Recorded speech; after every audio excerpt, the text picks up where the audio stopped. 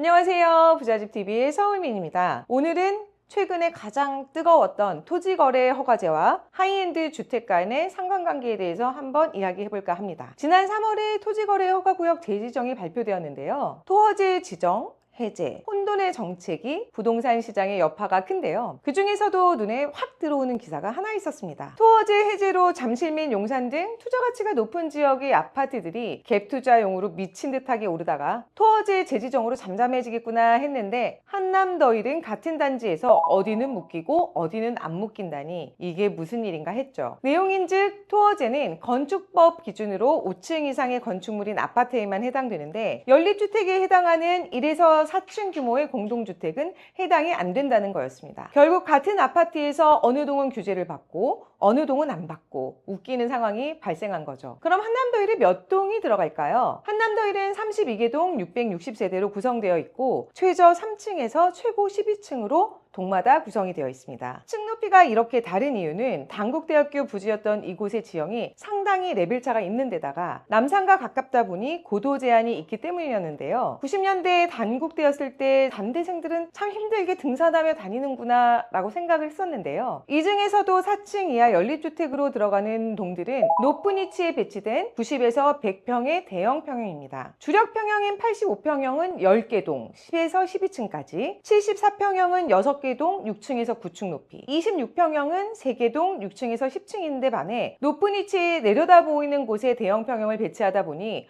고도 제한으로 어쩔 수 없이 3층까지 지을 수밖에 없었을 겁니다. 이번에 기사 내용의 토허제 직전에 한남더일 100평 175억 거래와 유엔빌리지 안에 유린빌라 50억이 언급되었는데요. 이 두 거래가 과연 토허제 영향 때문에 된 걸까요? 제가 봤을 땐 둘 다 토허제와는 크게 상관이 없어 보입니다. 유린빌라는 1991년 준공된 6세대로 이루어진 연립주택입니다. 30년이 넘은 빌라로 재건축이 추진 중이죠. 거래 내용을 한번 살펴보면 25년 3월 24일에 법인에서 개인으로 직거래로 이루어졌는데요. 이런 경우 대부분은 법인과 개인 간의 특수관계일 확률이 높습니다. 그럼 한남더일을 살펴볼까요? 기습적인 토허제 발표일은 3월 19일이었습니다. 한남더일 100평의 계약은 토허제 발표 전인 3월 13일에 116동 74평이, 14일에는 111동 100평이 거래되었는데요. 100억이 넘는 고가의 주택을 갭투자로 사기는 쉽지 않습니다. 한남더일의 경우 거의 대부분 실거주 목적이죠. 간혹 임차 기간이 남아있어서 임차인 퇴실 이후에 실입주하는 경우를 제외하면요. 때문에 토허제이던 토허제가 아니던 한남더일의 매매에는 크게 영향을 미치지 않을 걸로 보입니다. 오히려 100평의 경우 매물이 워낙 잘 나오지 않기 때문에 한 번 거래될 때마다 최고가를 갱신하는 게 맞는 거죠. 제일 작은 26평형의 경우는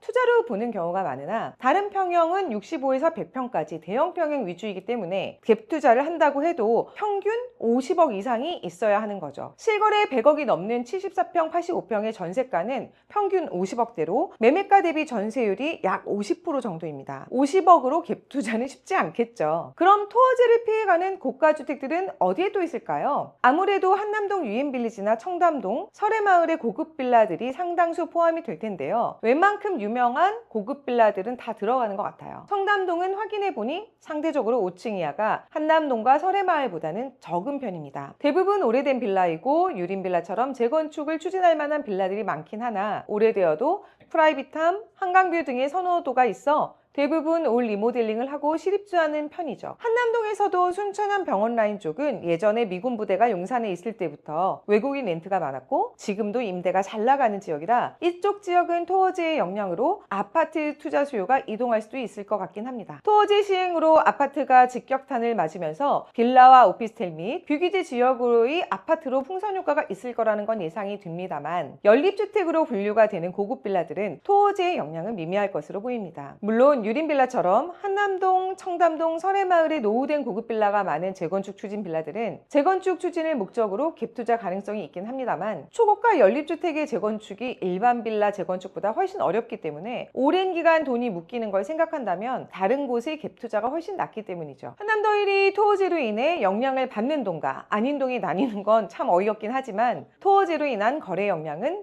미미할 것 같다가 오늘의 결론입니다. 오늘은 토허제가 초고가 주택에 대해 과연 영향이 있었는지에 대해 말씀드렸는데요. 초고가 주택에 대한 토허제의 영향은 미미하지만 아파트와 같은 일반 주택에 대해서는 미치는 영향이 워낙 큰 만큼 단기간에 정책을 번복하고 재지정하는 이번과 같은 일은 없었으면 하는 바람입니다. 오늘 영상이 유익하셨다면 구독과 좋아요, 알림 설정 부탁드립니다.